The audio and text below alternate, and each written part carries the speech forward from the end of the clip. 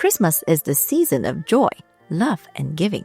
For many people, December 25th has become a day for shopping, festive displays, and gathering with friends. While most see this as a modern Western celebration, the history of Christmas in China actually goes back over 1,000 years, all the way back to the Tang Dynasty. But it was not exactly how we know it today. Hey everyone, I'm Amy. Today we'll be traveling through the history of China to see how Christianity first arrived and what Christmas meant during the Tang Dynasty.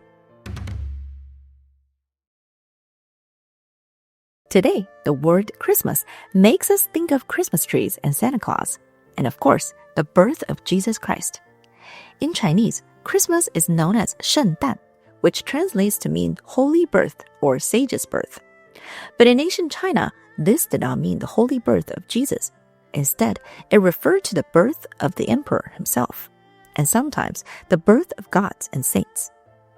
By the time of Emperor Taizong of the Tang Dynasty, the emperor's birthday was already treated as an important court celebration. At first, it was a more private event, usually limited to the imperial court. As a part of these celebrations, the emperor would grant amnesties and bestow gifts to his trusted officials. It was a day of celebration that had nothing to do with religion. In 726 CE, Emperor Shèngdàn expanded the celebration for his birthday. In addition to the previous tradition of granting amnesties and gifts, it also became a national holiday that was celebrated with the people. The entire empire was granted 3 days of rest. Everyone would wear their best clothes, and the capital city of Chang'an was filled with dancers and performances for the people. A few years later, in 729 CE, the officials of the court suggested that Emperor Shèngdàn should grant his birthday celebration an official name. He agreed, naming it the Chén Festival. This new name meant 1,000 autumns, a reference to 1,000 years of life for the emperor. And then in 748 CE, Emperor Shèngdàn decided that 1,000 autumns was not long enough and changed the official name of the celebration to the Tianchang Festival, a reference to the longevity of heaven. As the son of heaven, the emperor's life should be as long as the existence of heaven itself. According to the legendary poet Li Bai, taking Tianchang as the name, it shall be passed down without end. To commemorate the festival of the Shèngdàn, the emperor's birthday was now a formal event on the imperial calendar and was officially a celebration of Shèngdàn, the holy birth of the emperor. It wasn't until the late 19th century that the term Shèngdàn began to shift towards its modern meaning. In 1872, a newspaper in Shanghai called the Shenbao published one of the first reports on the concept of the birthday of Jesus. Because the date felt so close to the traditional winter solstice, 冬至, the birthday of Jesus was initially referred to as the Western winter solstice, 西国冬至. So how did the ancient Chinese 圣诞 for the emperor's birthday become the 圣诞 of Christmas that we all know today? Let's go back to 635 CE, during the golden age of the Tang Dynasty. At this time, the Tang Dynasty capital of Chang'an was the largest city in the world, filled with merchants, scholars, and monks from all over the world. A missionary named Luoben came to Chang'an from the Persian Empire, carrying sacred Christian texts. He represented the Church of the East, a branch of Christianity that had become prominent in Asia, which is referred to by some as Nestorian Christianity. By the time it reached China, this religion was already more Eastern in its culture and outlook, making it feel less like a foreign intrusion. Emperor Taizong was famously open-minded and curious about foreign culture. He sent a high-ranking chancellor to personally welcome Luoben with the honors of a formal imperial guard. To succeed in this new land, Luoben and his followers had to bridge a massive cultural gap. They didn't have existing Chinese words for Christian concepts, so they borrowed from the language of Buddhism and Taoism to make their message relatable. In their early translated sutras, God was called Tianzun, a Taoist term meaning heavenly worthy. The Holy Spirit was translated as 凉风, which meant cool wind. Jesus was phonetically translated as 遗属, and Mary was referred to as 默宴. This strategy of cultural translation allowed the religion to successfully spread during the Tang Dynasty. Under the reign of Emperor Wu Zetian, the religion adopted a largely Buddhist vocabulary and structure to blend in. They called their churches 寺, the same name as Buddhist monasteries.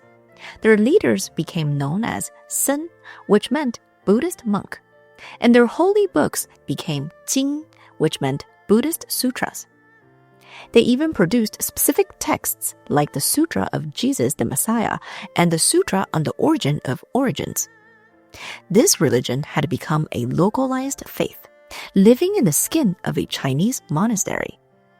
The primary record of this success is the Nestorian stele, built in 781 CE. This massive stone plaque describes the history of this religion in the Tang Dynasty. At this time, this new faith wasn't called Christianity yet. It was known as the Jing Jiao instead. The character Jing means bright or radiant, making it the Luminous Religion. In their texts, they explained that their faith was like a great sun that illuminated the darkness of the world. By calling it the Luminous Religion, they made the faith feel noble and enlightening, aligning it with the Tang Dynasty's own obsession with light, wisdom, and cosmic order.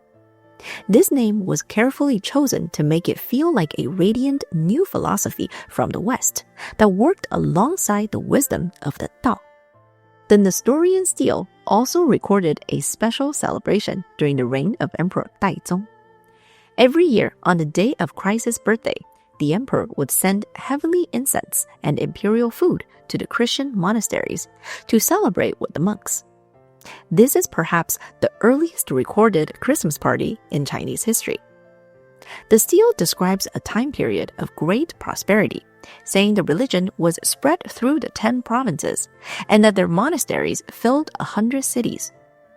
The monks practiced medicine, helped the poor, and even served as advisors to the court. One famous believer, a general named Yi Si, even helped the Tang Dynasty generals suppress the Anlushan rebellion. In Tang Dynasty interpretations, the Luminous Religion described Christ's teaching as the true and eternal way, or Tao. It was argued that their faith was the fulfillment of the ancient Chinese search for harmony with the heavens. By the end of the Tang Dynasty, the strength of the Luminous Religion also became its weakness, because the Luminous Religion focused so much on pleasing the emperors and noble class, and never truly built deep roots among the common people.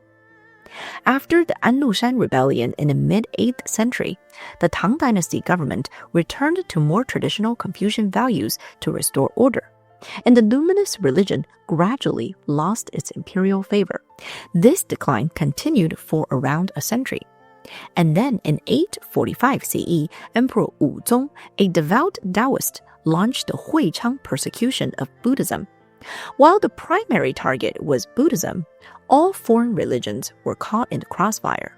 Monasteries of the Luminous Religion were destroyed, and the monks were forced to return to secular life or flee. By the end of the Tang Dynasty, the Luminous Religion had almost completely vanished from China, leaving only the stone stele buried underground to wait for future generations to find. The later Qing Dynasty poet Yang Yunyi described this in his famous poem. The temple is ruined, only its foundation remains. The people have departed, leaving the land in solitary peace. Green moss darkens the blue tiles, while the white pagoda reflects against the verdant mountains. A different version of this faith made a brief appearance during the Yuan Dynasty under the name Ye Li Ke Wen, a Mongol term that is sometimes interpreted as blessed people. But this was not the Luminous Religion of the Tang Dynasty. It was a faith brought in by Mongol officials and Central Asian administrators. Because it was so closely tied to the Mongol rulers, it declined and pretty much vanished when the Ming Dynasty restored Han Chinese rule, It wasn't until the late Ming Dynasty that Christianity finally began to find a permanent place in China. In 1582, the Italian Li Ma Dou arrived in China representing the Catholic Church, and he tried a different approach. He rebranded his faith in China as 天主教, or the religion of the Lord of Heaven.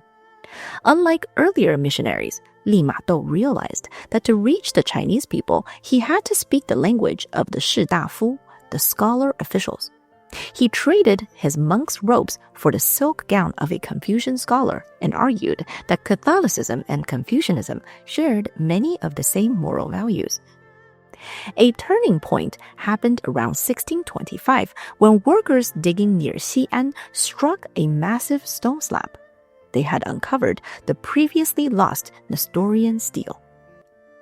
This rediscovery of the Nestorian stele was a critical moment for the Catholic missionaries. They finally had archaeological proof to show Confucian scholars that their faith wasn't a new foreign religion. They claimed that their 天主教 was the same luminous religion that had been honored by the great Tang Dynasty emperors almost 1,000 years ago.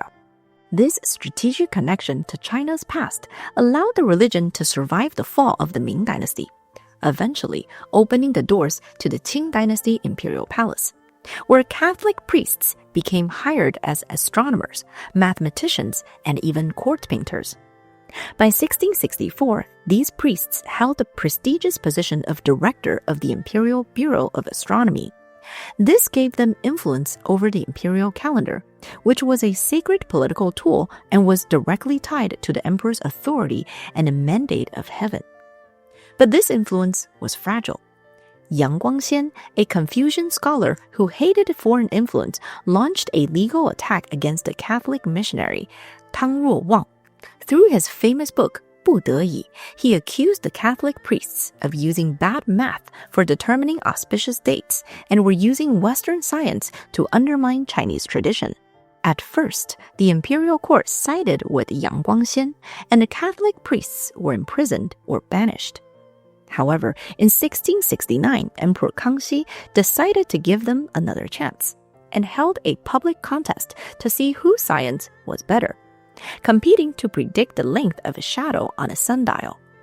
The Catholic priests won this contest, and their positions were restored. This victory did more than just prove their math. It proved their value to the emperor. For the next several decades, 天主教's place in the Qing Dynasty government was secure. While the priests in Beijing had secured their status through science and art, a new conflict was building between the authority of the emperor and the authority of the pope, known as the rights controversy. In 1704, Pope Clement XI declared that Chinese Catholics were forbidden from participating in sacrifices to Confucius or ancestors. Emperor Kangxi was insulted by this decree from the Pope and immediately rejected it, imprisoning the Pope's representative, eventually resulting in his death. The Pope was frustrated by the resistance. In 1715, he doubled down on his original decree and officially condemned Chinese ancestor rites and Confucian ceremonies as incompatible with the Catholic faith. It took until 1721 for this new decree to reach Emperor Kangxi, who rejected it once again and declared, "Reading this proclamation, I can only say that Westerners are petty people. How can they speak of China's great way?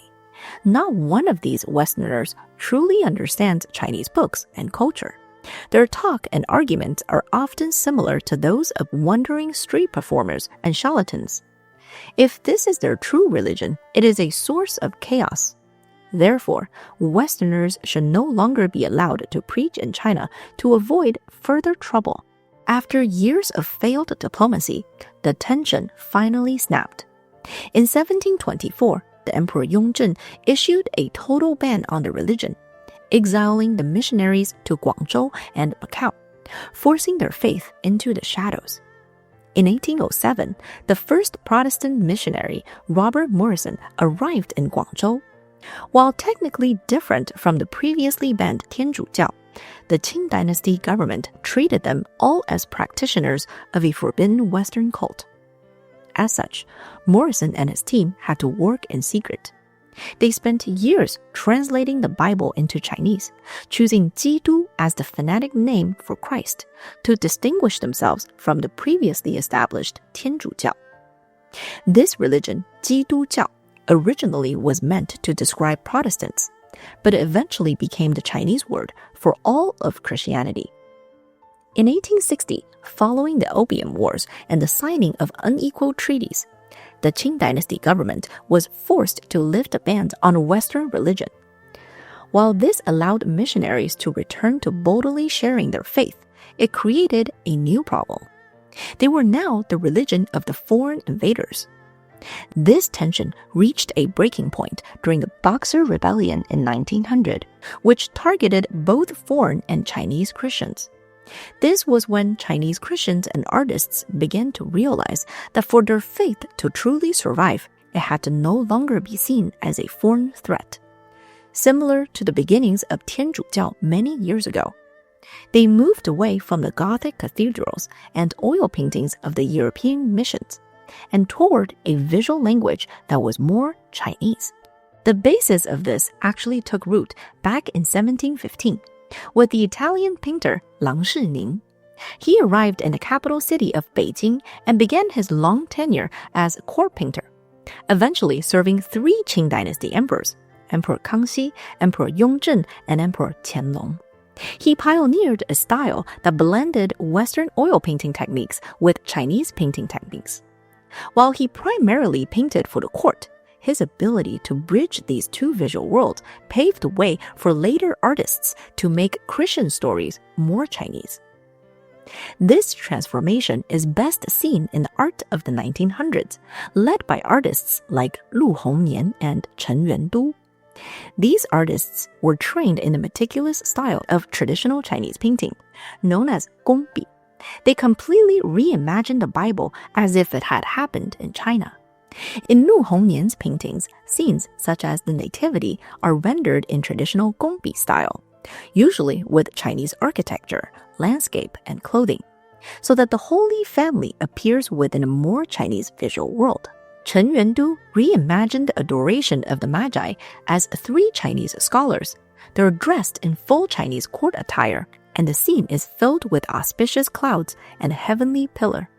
Even the Last Supper was transformed, with a Chinese-style table, traditional Chinese clothing, and visually resembling a scholarly banquet rather than a Renaissance Italian dining hall. This style of art allowed people to see Jesus not as a foreign god, but as a figure who belonged to their own culture and landscape. Eventually, the prestige of the word Shèngdàn, once reserved only for the Son of Heaven, was adopted by Chinese Christians to honor the birth of Jesus. Today, the secular festival of the Tang emperors and the religious traditions of the West have merged into the modern holiday we recognize, showing how language evolves to bridge different worlds. The history of Christianity in China is a fascinating journey. From the cool wind of the Tang Dynasty to the scholar-robed Catholics of the Ming Dynasty to the beautiful paintings of Lu Hongnian, and finally to the adoption of the name of the emperor's birthday for Christmas. We see a religion that survived in China by learning to speak Chinese. Have you ever wondered why people in China give apples wrapped in colorful paper on Christmas Eve? It's because the word for Christmas Eve, 平安夜, sounds like the word for apple, 苹果. It's a modern pun that has created a brand new tradition. When we look back at the Nestorian stele, or a Chinese painting of the Nativity, we see that the Western and Eastern are not always separate. They're threads woven together over 1,000 years. If you enjoyed today's topic, don't forget to like and subscribe. Thanks again for watching, and I'll see you in the next one. Stay curious, stay magical.